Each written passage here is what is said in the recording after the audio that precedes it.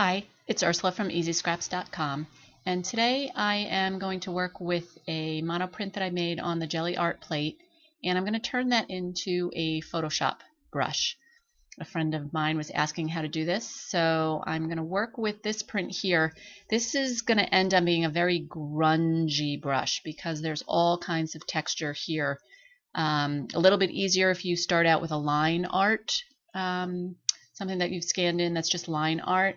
This has a lot of texture going on. Even the paint itself rolled onto the Gelli Art plate will add texture and pattern into this brush. But that's kind of the style that I like, so I'm going to work with what I have. So the first thing that I'm going to do is I'm going to come over here and use an adjustment layer, and I'm going to make it black and white because the brushes all need to be in black and white mode. And so I can fiddle with this. I can make some things darker and, depending on what colors I've used in the print. I'm not going to spend too much time on this, but you can see you can just move the sliders around and get things a little bit lighter or darker, depending on what your preference is. So I'm just going to stick with that for right now. And that's like the big step that we have to do. Now, one additional thing that I plan on doing is I'm going to work with some of the edges here and clean them up a little bit, so I'm not ending up with just like a rectangular brush. The other thing that I might want to do is I actually may want to invert this. So of course in Photoshop there's a gazillion ways of doing that, but right now I'm holding down Alt, Control, Shift, E, which is going to make a copy of everything that's I'm seeing. So it's going to basically take whatever's showing in my Photoshop window and it's going to make a print of that. And I'm going to work with that. So I'm going to group these other two layers, and I'm going to shut the, sorry. I'm going to group these other two layers and shut the visibility off of that. So now I'm just left with the layer that I want to work with. And I'm going to use Control I for invert, or you could do Command I if you're on a Mac. And it's going to make everything black is going to go white and everything white is going to go black. And I think I'm going to like that better. When you're working with Photoshop brushes, the black part will actually be part of the brush. Anything white will not show up. So if you're going to paint with a color, anything that's in black will pick up that color and paint with it, and everything in white will be transparent. So I'm going to work with this. There's a lot of gray in there, so that will actually be part of the paintbrush, and that's fine. But first what I'm going to do is I'm just going to use my eraser tool, and I'm going to clean up some of these edges so that I don't end up having a square brush. I want kind of a little more of an organic shape. So I already had this set to a different brush. And hello. I'm just trying to choose a different brush and it's sitting here waiting forever. I have a lot of things running right now, so maybe a little slow here. Alright, so I'm just going to go up and pick a normal round brush, if I can ever get up there. Come on, baby.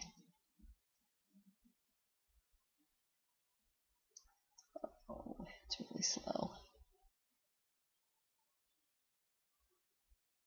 Okay, I'm going to turn the hardness down, way down, make it very fuzzy brush, and go with a size right about there.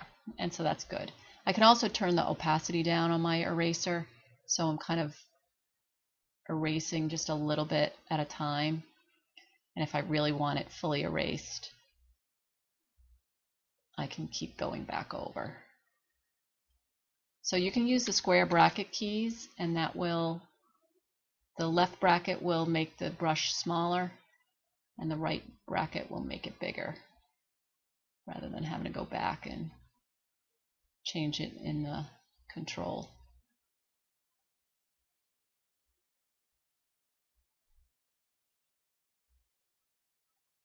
The system is very slow because it's trying to record and do Photoshop at the same time.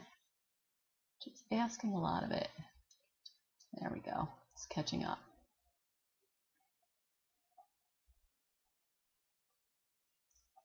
So you can work with this as much as you want. I'm going to kind of speed this up a little bit here, and I'm not going to worry too much about really how the edges turn out. So you have to sit here and watch me do this all day, but you kind of get the idea. So I'm just kind of going in, and I would go into the flowers. I really want, like I said, more of an organic shape to these edges. I don't want a square. So I'd come in here and get rid of a lot of this hard square edge. In here, and then here, and then in here again. And you'll take a little bit more time with this than I am right now, but you get the idea. Okay, so once I'm happy with my cleanup, and if you wanted, you could even go in the middle and get rid of some of this grunge if you don't want it, you know, all this middle stuff, you know, like in here. I could get rid of some of that if I wanted. I actually like the grunge, so I'm going to leave it. But once it's all to your satisfaction, then what you're going to do is you're going to come up here and say Edit, Define Brush Preset. Just be aware that depending on your size, if you come here and look at my image size is very large. It's 8.5 by 11, which is typically what I work with. I think it will go up to about 12 inches by 12 inches, I believe, in size. If you get too large, my point is, if you get too large and you don't see Define Brush Preset, you can come in here and change the size to a smaller size, and then that should show up and you should be able to choose it. So I'm going to Define Brush Preset, and it's going to turn this, and you can give it a name, Floral Background Grunge. Call it whatever you like. And so now it's turned my brush or my picture into a brush. Now right now I'm on the eraser tool, so which you could use that brush as an eraser, but let's just go to the paintbrush tool. Actually, first let's do this. Let's do a new layer here. I'm going to shut off this brush, do a new layer, and let's change the color here. Pick a red, and just fill the background with red.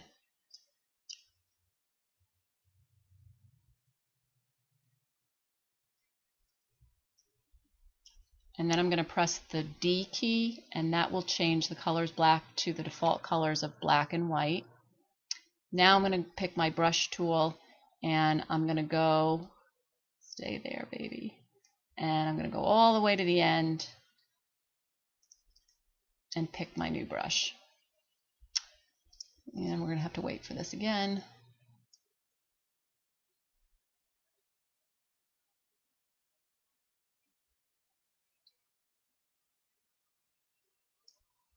If I had been on the brush tool, if I had realized how long this was going to take, I would have changed to the brush tool before I made that a brush preset, and then it would have automatically made the new brush the brush in use. So now I'm going to come over onto my red background, and I'm going to use my paintbrush almost like a stamp. So I'm just going to click, and hello, that's not working. My system is really dying. I may have to stop the recording and do the stamp.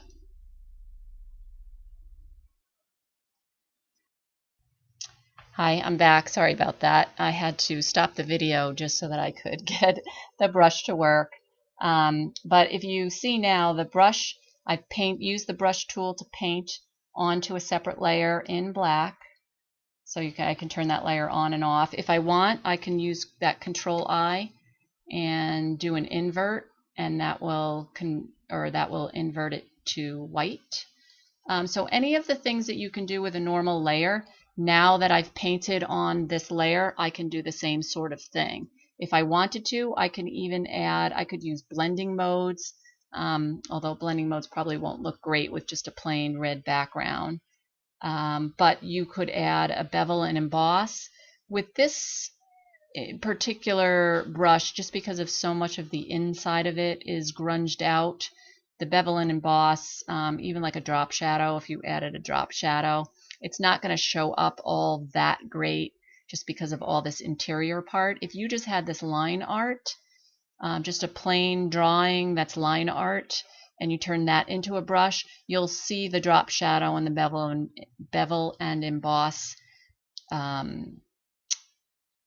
additions a lot better than with this particular brush, just because, like I said, I have all this interior grunge going on. So anyway, if you use your brush on a separate layer, you can do all kinds of things with it. And all this started with a Gelli Art monoprint. So anyway, I hope you enjoyed this video. Thanks for joining me. See you next time.